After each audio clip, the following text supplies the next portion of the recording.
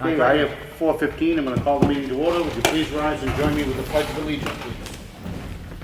I pledge allegiance to the flag of the United States of America, and to the republic for which it stands, one nation, under God, indivisible, with liberty and justice for all.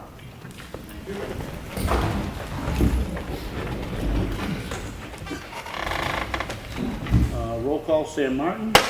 Rick Morgan's here. Bob Freeman? Here. We now do a short public input before we get into the business of the red folder. Does anybody have anything they'd like to address to the board? Sure. There's a parcel of land that's at the end of Gretchen Road, and it is part of Camp Secaucus, and it has a beautiful sandy beach, 90 feet wide. And in August, this past August of 2017, Diane Sheehan offered it to the town as a donation. Could you say your name so that she knows? My name is Tina Rollins. Okay. So my question is, why did the town reject this offer? Okay. The town didn't reject any such offer. I'm not going to go into the details of what was a long negotiation. You said they did not? Excuse me, let me finish. I said I'm not going to go into the details of the long negotiation.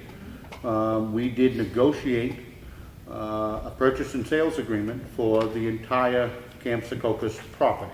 Yes. We had an agreement. It's an agreement which was then later reduced to paper and is in writing form. But we had an agreement before there were any discussions about them donating a portion of the beach. Yes, okay, that is my understanding as well. However, if I were to, when I go back to Diane and Bill and ask them again, the question that I just asked you right now about the donation of beach, what will be their answer to me? I believe it would be the exact same as what I just gave to you. We were negotiating for the purchase of the entire property. We had reached an agreement on that purchase. Subsequent to that, to fill in the blanks a little bit more, some of the folks who are campers there exerted and treated them, I think, quite unfairly, exerted pressure on them to try to buy it themselves. We had already struck an agreement. Right, a verbal agreement, and then that changed. We had already struck an agreement. And we requested that they honor the agreement they had made with us, and they in fact did so. Okay? Anybody else have anything under this portion of the public input? Okay. So that you know, we did, at 2 o'clock this afternoon, we held a conference call between the Board of Selectmen and the new owners of the Westwood Shores Campground. It's the second one we've had with them. We're continuing to try to bring the old portion of the Westwood Shores Campground into compliance with the FEMA regulations. We're working with them. They are actually, the owners are going to be traveling here from Michigan in about a month, and we're trying to facilitate a joint meeting between FEMA, the New Hampshire Office of Planning, the Board of Selectmen, and the new owners at Westwood Shores. We will announce that meeting once it gets organized and set. We further had a non-meeting, if you will, with our attorney regarding the cable franchise agreement. We're continuing, many will know that we notified, as per the contract over a year ago, that we wanted to renegotiate our cable franchise agreement to try to extend cable service to more roads in town. We're still working on that, and we had a very productive meeting with our attorney, who is working on negotiating that new cable agreement, and there'll be more coming. It's going to take a while, but at least it's in progress. Okay. We have the minutes of the Selectmen's meeting, which occurred on Monday, September 11th. I make a motion we accept them as printed. Okay. All in favor? Aye.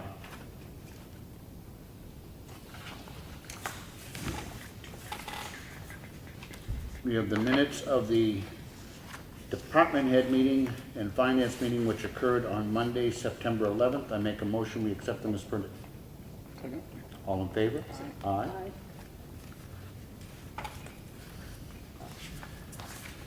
And we have the minutes of a selectmen's meeting which occurred on Wednesday, September 13th.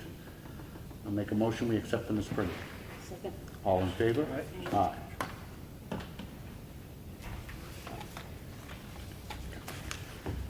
We have the check voucher totals. Payroll for week ending 9/16 was $38,430.62. Accounts payable for week ending 9/9 were $206,220.02, for a total dispersed of $244,650.64. We also had accounts payable for the water and sewer department week ending 9/9 of $50,979.66. I make a motion, we sign. Second. All in favor? Aye. These are again just the batch totals. We review and initial each and every bill that comes in.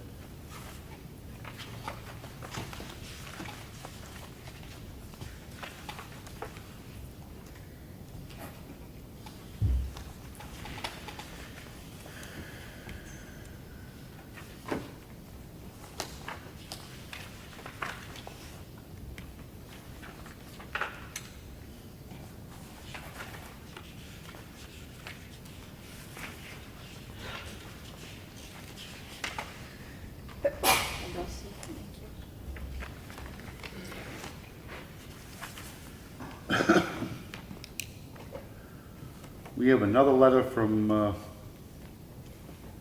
Department of Environmental Services. This is regarding the White Pond Road that we discussed last week. Doesn't change much other than they extended till October 20th our deadline to file an after-the-fact wetlands permit, the one that we voted last week we weren't going to do. Brad, you have not had an opportunity to see this yet, so we'll let him look at it and come up with a response if we need to. We've been copied, along with the towns of Eaton, Effingham, Madison, and Tamworth, a letter from the Town of Freedom Board of Selectmen. It's regarding an issue that their fire chief had with our ambulance provider. Many of you will know that it's a multi-town agreement, so they've kept us apprised of the fact that they're going to be having a meeting to try to address a complaint that they had with the ambulance provider on a call which occurred in their town. It's here. We have a notice of intent to cut wood. This is on map 261, lot 12. It's a 20-acre cut. William Connor is the trustee. Mark Dubell is the logger. The taxes have been paid. I make a motion, we approve it. Second. All in favor? Aye.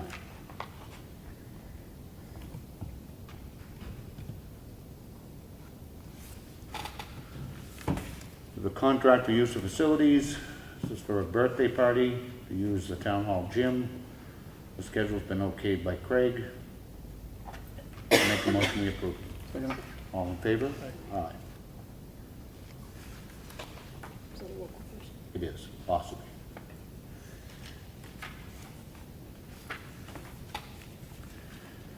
We have a contract for use of facilities for a birthday party. They want to use town hall.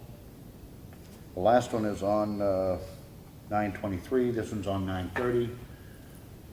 The schedule's been okayed by Craig. They've paid a deposit. I make a motion, we approve it.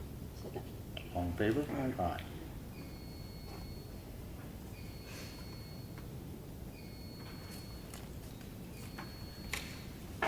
We have the consent calendar from the Executive Council, which is here in the folder.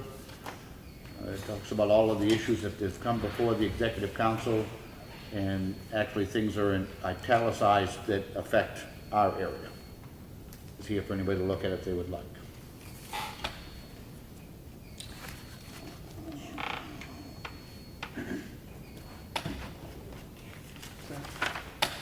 We have a payroll request, reimbursement request. This is to the Water and Sewer Department in the amount of $3,241.14. I make a motion, we approve it. Second. All in favor? Aye.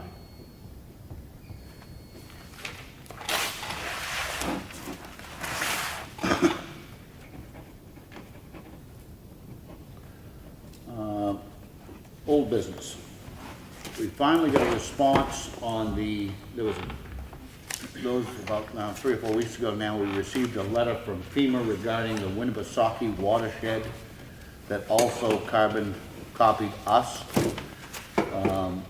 And it turns out that there is a little tiny piece of Ossipee, which in fact does border the Winnipesaukee watershed. And that is why we were CC'd on that letter. I don't have my copy of it again. It doesn't require that we do any action or take any action, but that is the reason that we were included. 28-171, Brad, anything new? No, there hasn't been anything new coming through on that. The Morse Pit reclamation is still up in the air. Anything new, Brad, on the covered bridge? I did have a conversation last week with Sean James down at Coyle Tanner, and it turned out I was going through my old notes too and stuff from earlier in the summer and late spring. There was one abutter up there that was sent a notice. I thought originally it was an easement request for them to sign off on it. It wasn't. It was more of a notice of the wetlands, the application that went in and stuff for them to sign off that wetlands, because the wetlands abuts their property. There was for an abutter up on Covered Bridge Road there. They refused to sign it. And so I've had conversations last week and actually today, and agreed to, he's gonna sign off on it now, so that part of the puzzle will be finished there on that. They were kind of on a little bit of a holding pattern, waiting for that and stuff, and I didn't realize that. There's a communication problem there somewhere, but anyway, so that's been resolved. They'll be getting that back in. They're also emailing me up some other information, and as I spoke to you earlier today, there with the new computer system I have there, all my old stuff is somewhere up in the cloud or something, I guess, but there's nothing, I have nothing down there yet on the... That's not back. No, I just checked before I came up, so... Okay. Ellen and I talked about it, she knows, so Okay. it's, yeah. Okay. Water Department rules and regulations? They're coming. Okay. All right. I've got about 3 or 4 more pages. All right, and the last thing I have on that old business is the town beach. We approved the minutes of the meeting we held down there Wednesday. We had a very good meeting Wednesday, walked the whole area.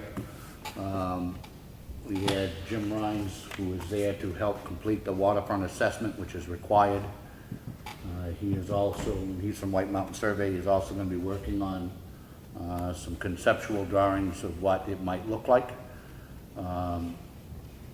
And other than that, there's nothing new to report. It was a good meeting. I think everybody that was there was impressed, and we'll see where it goes from here. We did do the posting after the last meeting of our intent to petition Superior Court, and as soon as that time period has lapsed, which will be, I believe, Monday, then that petition will be filed, and then we'll take it from there. Anything else under old business? No. Okay. Anything under new business? Ellen? No? We're continuing to work. We have another union negotiation meeting on Thursday. We're continuing to work on that. Voters will remember last year we quite frankly ran out of time and did a 1-year contract. We're hoping to get everything in place so we can do another 3-year contract, which is what we have done historically. And I think we'll get there, but we're meeting again with them on Thursday. Another public input. Anybody have any? Go. October 10th, we'll start the water line across 16. I had that all set up for then. We did the sewer line inspection. We found some problems. They're going to give me some prices on fixing some of them. Some of them I'm not sure if they're going to be able to fix. It's something that we'll have to work on. Around Montville Road. Yeah, and it was, when they put the pipes together originally, they probably used an excavator and they pushed a little too hard and they cracked valves and stuff 18 feet down. So we'll work on it. Trying to figure out what we can do to fix it, so. Mill pond's been drained, they're working on that. Hopefully by the end of the week, we'll start filling it back up. That works for you, right? We'll have it in Wednesday. Okay. I'm gonna read meters, a little early this month, because we're gonna have that new program put in for the new software and stuff put in, and we wanna make sure it's gonna work. So I'm gonna read meters Thursday and Friday of this week instead of Monday and Tuesday of next week. That's not a big deal. Other than that, I think that's pretty much up to date what I got going on. Also, like to say thank you for the last Wednesday night for having to get up every hour on the hour with the fire that we had. We appreciate that. Thank you so much. Well, Just add on just a little bit on Mosing there, we're doing the video camera work there. We were anticipating being able to do a certain amount of the system there and stuff like that, and we were actually able to gain, they had that much pretty much done in the first 2 days, so we actually gained another day basically getting up Boltonville Road, you know, for a stretch of it anyway, to get all the way up obviously, but we were able to get quite a bit more done than we Yeah. thought we would yeah, for I the started 3 days. at Birch Tree Lane and come back down through town. I got everything in Main Street and all the lower half, all down to 16B. So we just have the rest of Moultonville Road, the upper part, and Door Street. Door Street and a little on Doors Corner A little Road. on Doors Corner Road, but I mean, That's, day and a half, maybe next year, Okay. you know? When are they gonna start installing the new water meters? The water line, No, the water meters. oh, the meters, 26th, 26? I think the 26. Tuesday. And we have all that, we have certain ones going in, all the 2-inch ones going in, and the schedule is down now, there's certain people that they couldn't get a hold of, and I helped them Good, get, and everything should be 26, good, so. good. Why did you decide to use the, I don't know what you call it, 5G technology for the meters? Why did we decide what? To use it's like Wi-Fi, so they can read them from the street? Yeah. Is that what you're talking about? Yes, in a nutshell, yes. What has happened is the meters are now so old that they're no longer accurate. We brought a consultant in 4 months ago now, and we are literally billing only half of the water that we're pumping. We know we had some substantial leaks, which they had found some. They found one a week ago, literally, that was leaking 65,000 gallons of water per day onto Route 16, and we've approved the money to replace it. But one of the places where the consultant believes we've got a lot of loss is on the meters, are just not accurately reading. So long story short, we're pumping double the water that we're billing. And you couldn't replace them with the regular old meter type? No, the type that we had currently are read remotely. I mean, they walk up to the house and they touch a pad. But just newer technology allows them now to do it from the street. It doesn't change, other than it also tracks the water by the 100 gallons, not by the thousands of gallons. So we just think it's gonna be a whole lot more accurate. It's time to replace them. I mean, some of those meters are now 25 years old, so we're doing it over a 3-year period of time because of the cost of the meters. Does that answer? Yeah. Okay. I'm not a big fan of the, Technology? yeah. Okay. I hear you. I came into the 21st century kicking and screaming, so I get it. Maybe because these emissions and they don't know how it affects people. Let's save time too. It takes us a day and a half right now to read the You're gonna meters. lose your job is what you're gonna do. I doubt that. Okay. Yes. October 7th, we're gonna have our second Earth Day. So October 7th, it's a second, we call it an Earth Day or a free dump day, where we waive all of the fees for all of those things that we normally charge for. This is what, our 3rd year doing the second one, I think. Third or fourth. Third or fourth. We used to do it just once a year. We added one into the fall. It is incredible every time we do one, how much stuff comes in. But I still keep going back to the thought that people ought to realize that that stuff is all around town waiting for that day. So, I've never been a fan of the dump fees. I've said it since I sat in this chair, and I still am not, because I think you're taking it from the same people. You're just taking it out of their left pocket instead of their right. And if you drive around on some of the back roads, the amount of trash, in particular, the stuff that we charge for, whether it's shingles and tires and everything else, I think it's a shame. And I question in the end whether or not there's a net benefit to having the fees. But for those folks who are mindful of the fees, there is another opportunity coming October 7th to haul that stuff in without paying for it. And we're thankful. And now you guys will take care of any added help you need over there, et cetera, right? Okay. Anything on the highway, Billy? No, I mean, it's good. We're on track. Except you're killing beavers. We are killing lots of people, yeah. I did have a gentleman approach me so that the rest of the board knows, and was complaining that we were killing beavers. And I simply told him if we could figure out a way to make them little buggers build the dams where we'd like them to build the dams, and to not build the dams where we don't want the dams and can't have the dams, then I would gladly stop killing beavers. But I don't know how else you're gonna do it. You can't control them. They are, you tear the dam out today, they'll put it back there tonight. And they do serious damage to our roads in a really short period of time with a heavy rain. So while I empathize and I respect the gentleman's position, it's necessary in order to protect the roads. So it is what it is. Anybody have anything else? We do not have a need for a non-public tonight, correct? Okay. Anything, Bob? I don't have anything, no. Ed, anything from Concord? Nothing from Concord, although Wednesday is the last week. Wednesday is the last week that we can submit legislation. You don't have to have the whole bill completely finished, it just has, the idea has to be in. Okay. And they're called legislative service requests, and they're, if you go to the Concord site, it'll be under legislative services. You'll see a whole list of what's coming down the pike. I think there's about maybe 250 now, but that'll go up very quickly.